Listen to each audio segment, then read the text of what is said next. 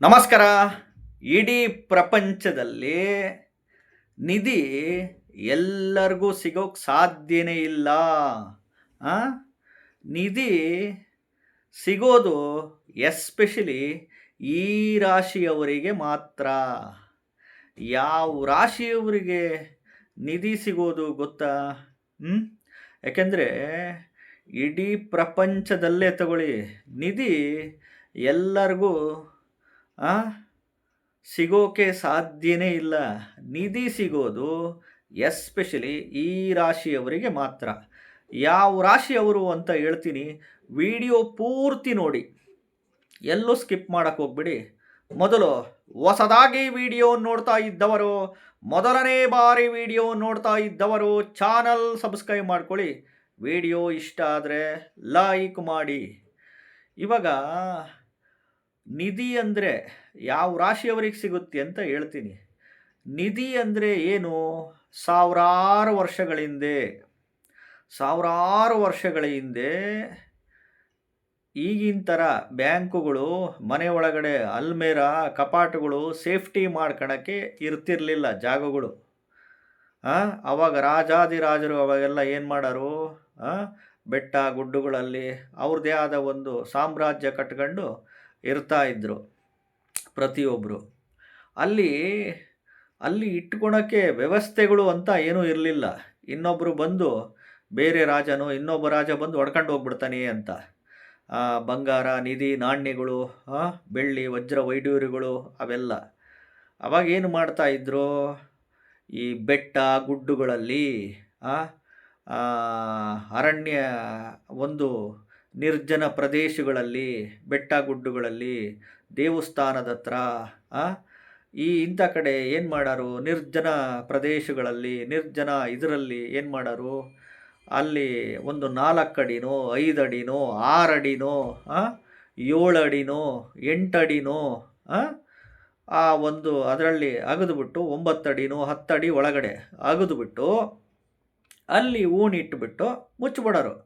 ಅಲ್ಲೊಂದೇನೋ ಒಂದು ಅರಳಿ ಮರನೋ, ಆಲದ ಮರನೋ, ಬೇವಿನ ಮರನೋ, ಹುಣಸೆ ಮರನೋ, ಅಲ್ಲೊಂದು ಶಿವಲಿಂಗನೋ, ನಂದಿ ವಿಗ್ರಹನೋ, ಏನೋ ಒಂದು ದೇವಸ್ಥಾನ, ಒಂದು ಕಲ್ಲು ಗುರುತಿಗೆ ಏನೋ ಒಂದು ಮಾಡಿಕೊಂಡು ಇದು ಮಾಡ್ತಾಯಿದ್ರು. ಕಷ್ಟ ಕಾಲದಲ್ಲಿ ಬಂದಾಗ ಅವನ್ನ ತಗೊಂಡು ಅದನ್ನು ಬಳಸ್ತಾ ಇದ್ರು. ಅರ್ಥ ಆಯ್ತಾ?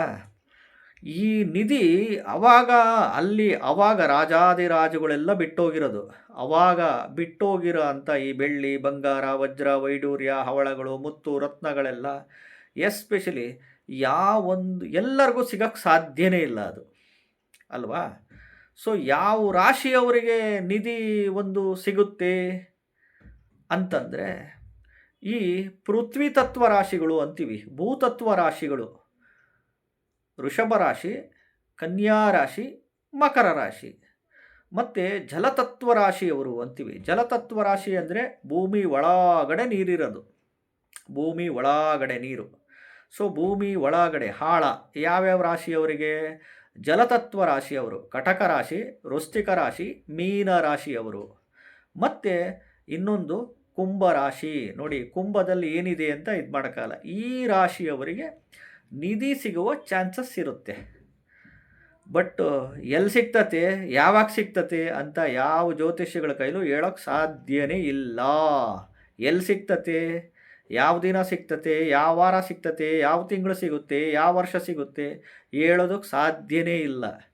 ಇದು ಭೂತತ್ವ, ಪೃಥ್ವಿ ತತ್ವ, ಜಲತತ್ವ, ಈ ವಾಯುತತ್ವ, ಈ ಕುಂಭ ಒಂದು ಕುಂಭರಾಶಿಯವರಿಗೆ ಅಂತ ಒಂದು ನಾವು ಹೇಳ್ಬೋದಷ್ಟೇ. ಎಕ್ಸ್ಪೆಕ್ಟೇಷನ್ಸ್, ಪ್ರಿಡಿಕ್ಷನ್ಸ್ ಮಾಡ್ಬೋದು. ಬಟ್ ಏನಂತಂದರೆ ಅದೆಲ್ಲರಿಗೂ ಸಿಗೋಕ್ಕೆ ಸಾಧ್ಯನೇ ಇಲ್ಲ. ಅವರವರ ಒಂದು ಜಾತಕದಲ್ಲಿ ಎಸ್ಪೆಷಲಿ ದಶಾಭುಕ್ತಿಗಳಲ್ಲಿ 8ನೇ ಮನೆ ಆಪರೇಟ್ ಆಗಬೇಕು. 11ನೇ ಮನೆ, 8ನೇ ಮನೆ ಏನು, ನಿಧಿ ಸಿಗೋ ಮನೆ ಅಂತ ಹೇಳ್ತೀವಿ. 11ನೇ ಮನೆ ಲಾಭಸ್ಥಾನ.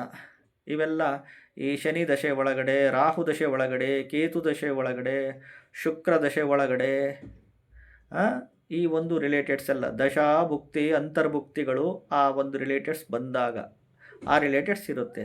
ಬಟ್ಟು ಇಂಥ ದಿನ ಸಿಗುತ್ತೆ, ಇಂಥ ವಾರ ಸಿಗುತ್ತೆ ಅಂತ ಏನು ಯಾರಿಗೂ ಹೇಳೋಕ್ಕಾಗಲ್ಲ. ನಿಧಿ ಅಂದರೆ ಭೂಮಿ ಒಳಗಡೆ ಇಟ್ಟಿರ್ತಾರೆ ಅಷ್ಟೇ. ಅದು ಬಿಟ್ಟರೆ ಅದು ನಿಧಿ ಅಂತಂದ್ಬಿಟ್ರೆ ಬೇರೆ ಪಿಕ್ಚರ್ಗಳು ನೋಡ್ದಂಗೆ ಆ ಥರದ್ದೇನು ಯಾವ ಥರದ್ದುಗಳು ಕಾನ್ಸೆಪ್ಟ್ಗಳು ಏನು ಇರೋದಿಲ್ಲ. ಅದು ಏನು ಗೊತ್ತಾ, ಎಲ್ಲರಿಗೂ ಸಿಗಂಗಿದ್ದು ಬಿಟ್ಟಿದ್ರೆ ನಿಧಿ ಮುಗಿದೋಗ್ತಿತ್ತು. ಹಂಗಲ್ಲ, ನಿಧಿ ಸಿಗೋದು ಎಸ್ಪೆಷಲಿ ಈ ಪೃಥ್ವಿ ತತ್ವ ಮತ್ತು ಈ ಜಲತತ್ವ ಒಂದು ರಾಶಿಯವರಿಗೆ ಮಾತ್ರ. ಹೊಸದಾಗಿ ವಿಡಿಯೋ ನೋಡ್ತಾ ಇದ್ದವರು, ಮೊದಲನೇ ಬಾರಿ ವಿಡಿಯೋ ನೋಡ್ತಾ ಇದ್ದವರು ಚಾನಲ್ ಸಬ್ಸ್ಕ್ರೈಬ್ ಮಾಡ್ಕೊಳ್ಳಿ. ವಿಡಿಯೋ ಇಷ್ಟ ಆದರೆ ಲೈಕ್ ಮಾಡಿ. ನಮಸ್ಕಾರ.